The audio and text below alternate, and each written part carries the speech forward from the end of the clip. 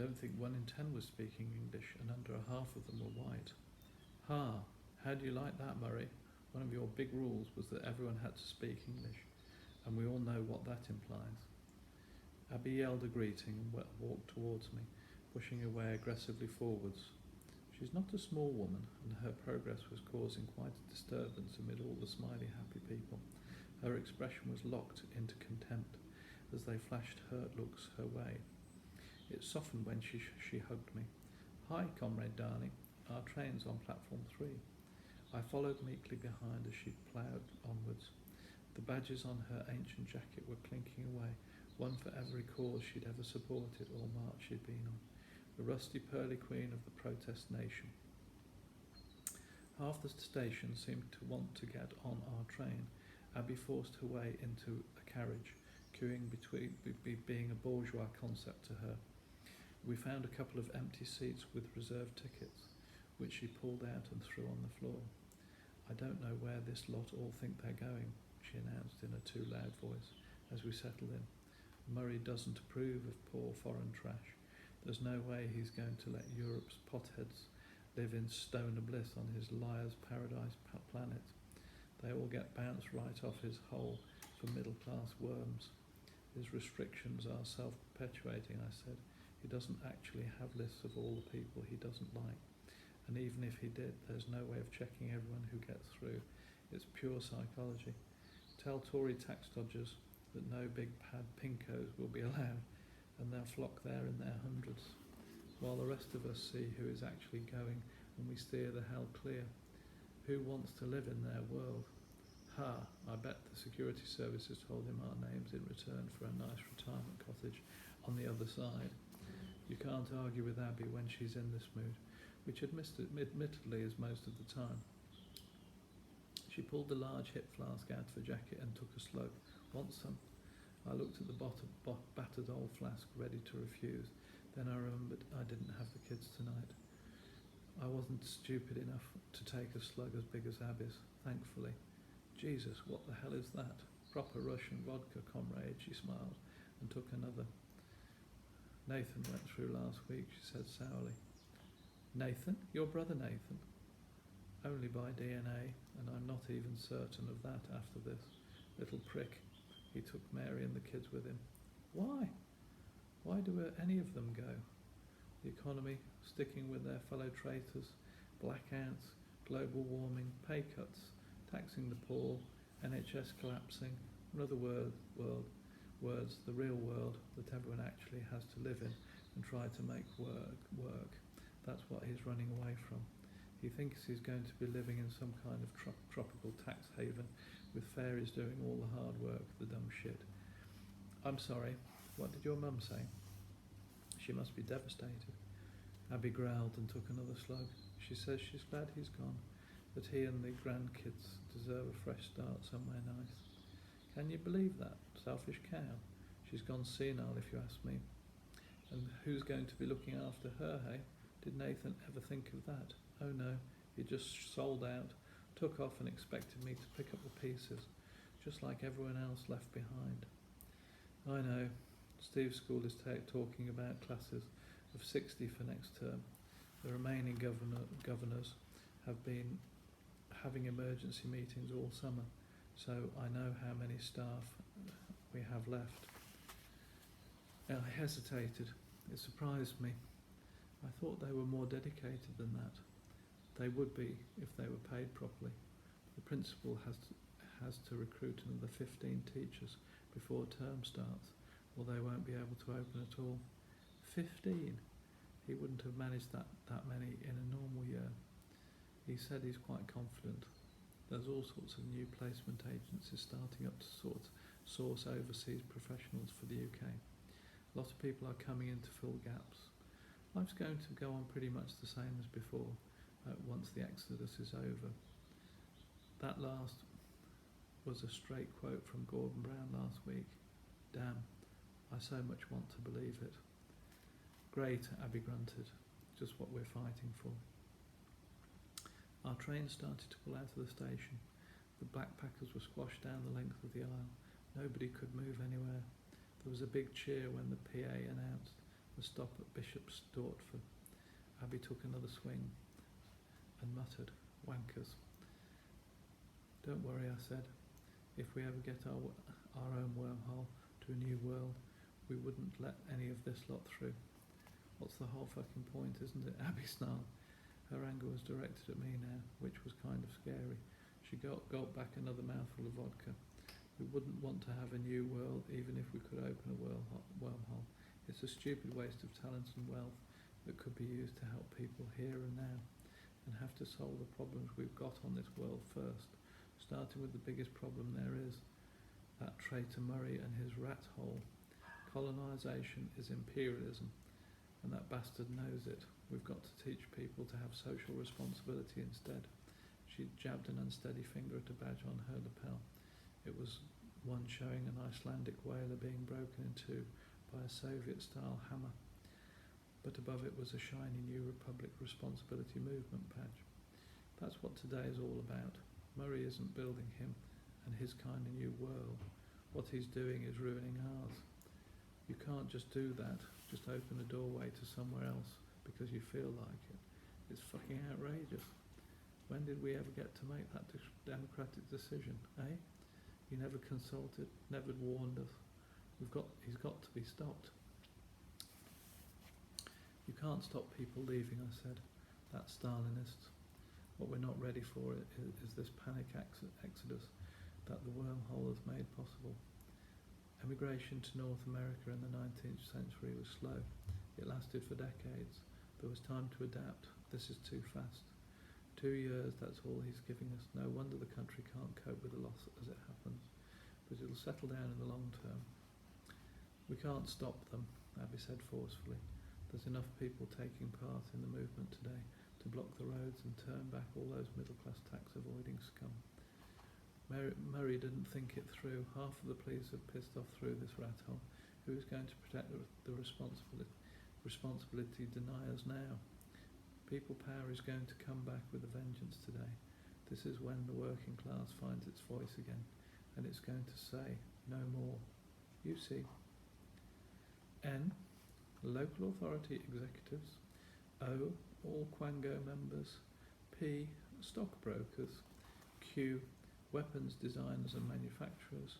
R. Arts Council executives. S. Pension fund managers. T.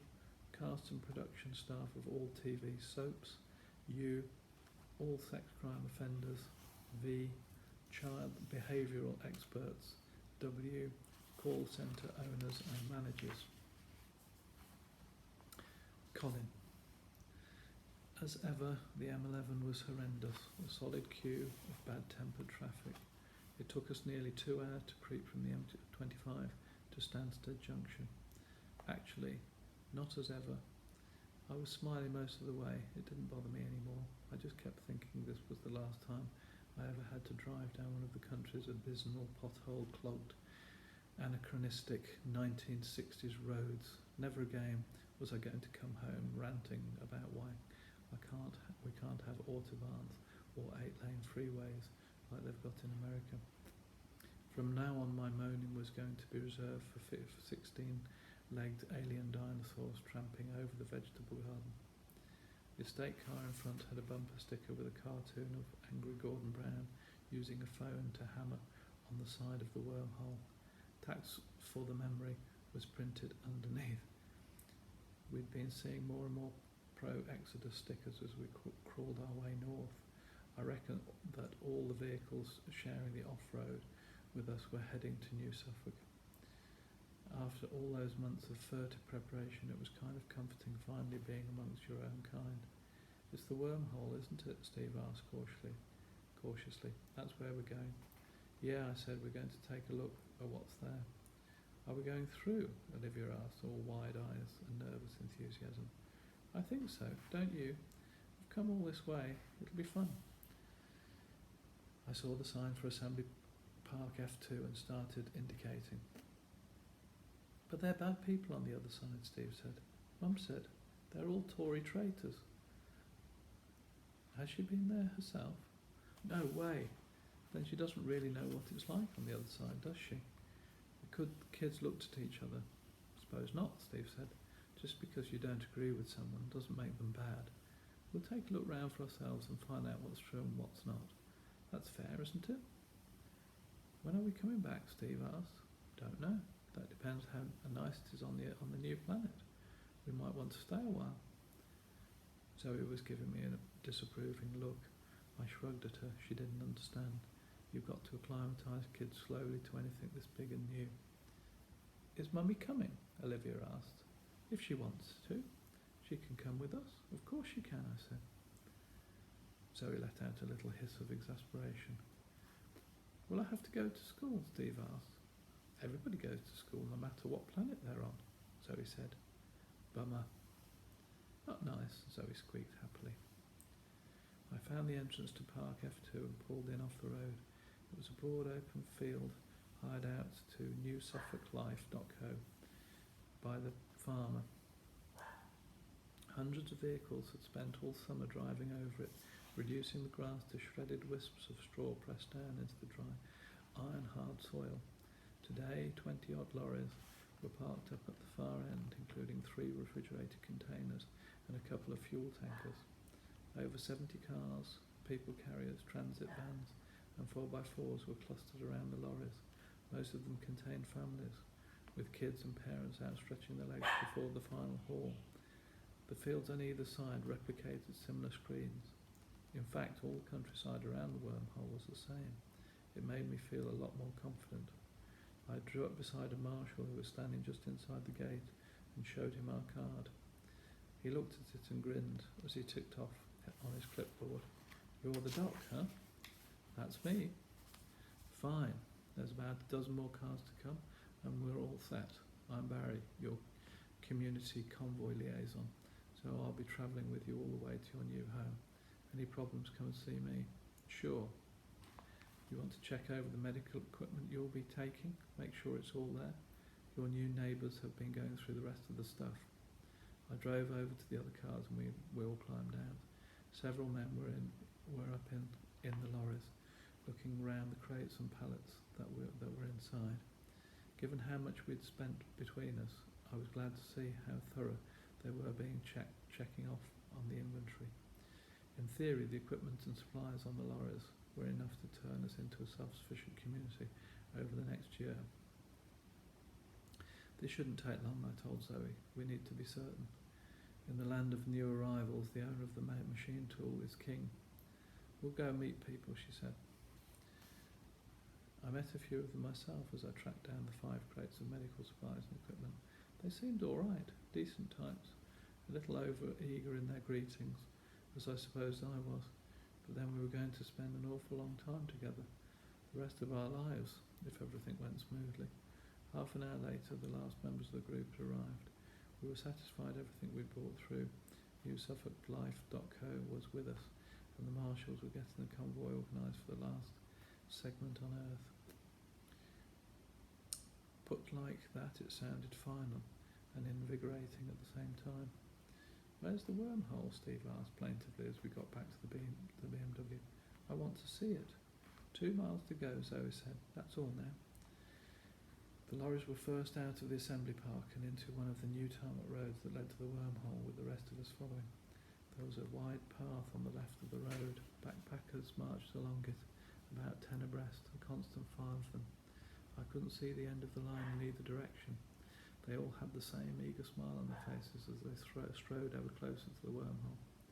Zoe and I probably looked the same. There! Olivia suddenly shouted.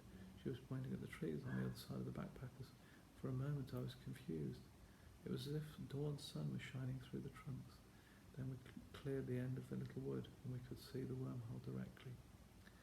The zero-length gap in space-time was actually manifesting as a sphere, 300 yards in diameter. Murray had opened it so that the equator was at ground level, leaving a hemisphere protruding into the air.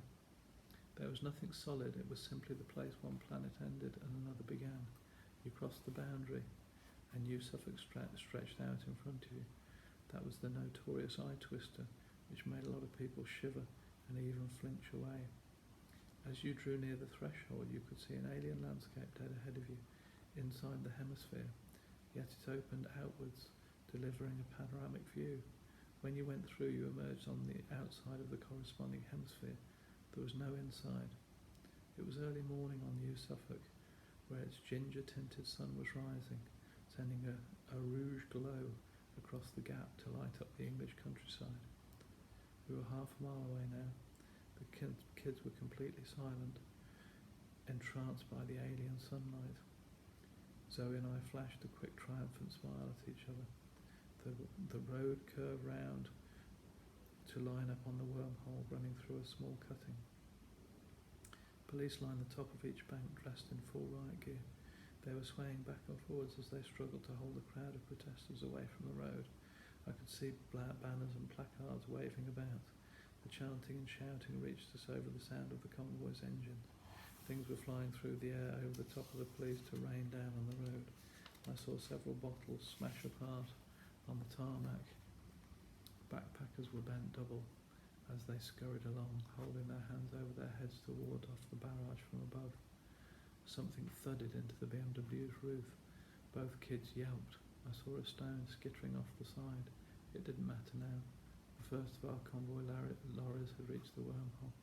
I saw it dive through, thundering off over the battered mesh road that cut across the landscape on the other side, silhouetted by that exotic rising sun. We were so close. Then Olivia was shouting, "Daddy, Daddy, stop!" 87. Government may not employ more than one manager per 12 frontline workers in any department. No government department may spend more than 10% of its budget on administration. 88. Government will not fund any unemployment benefit scheme. Anyone without a job is entitled to 5 acres of arable land and will be advanced enough crop seed to become self-sufficient. 89. There will be no death duties. Dying is not a taxable action. Citizens are entitled to bequeath everything they have worked for to whoever they choose. Jeanette. It took us bloody hours to get from the station to the wormhole. The public responsibility movement was supposed to provide buses.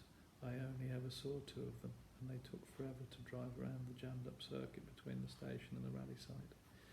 As for the PRM stewards, they got into fights with the backpackers streaming out of the station who were asking directions and wanting to know if they could use our buses.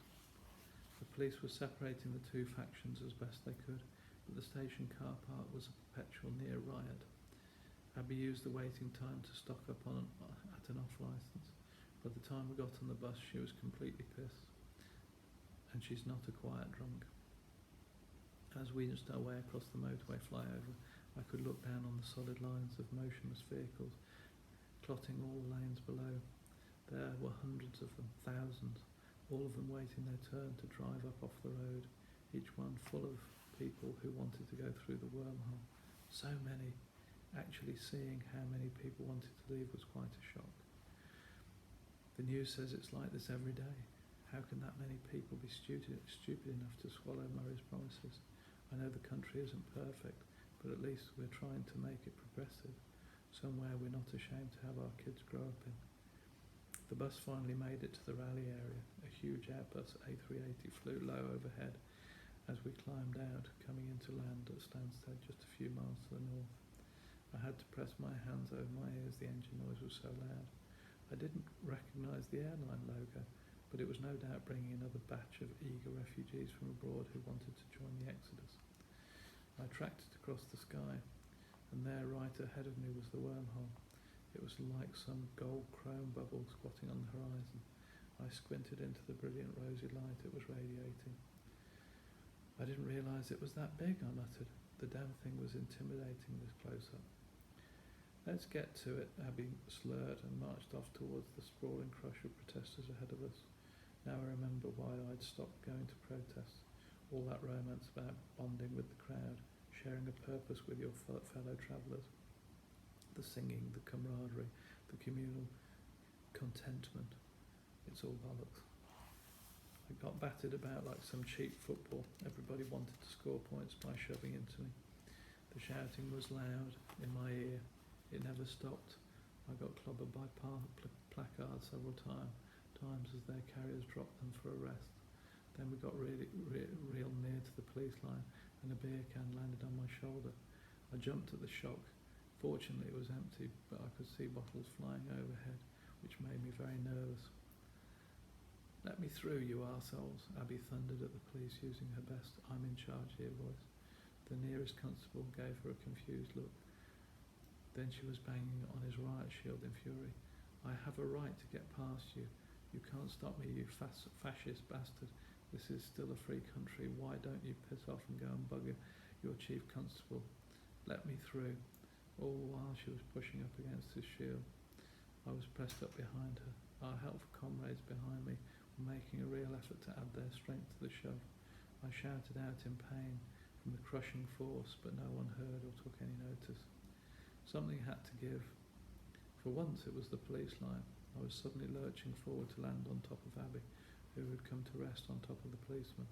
A ragged cheer went up from behind. There were a lot of whistles going off. I was on my knees when I heard dogs barking and whimpered in front. I hate dogs. I'm really scared of them. Police were moving fast to plug the gap Abby had created. Several wrestling matches had developed on either side of me. Protesters were being cuffed and dragged off.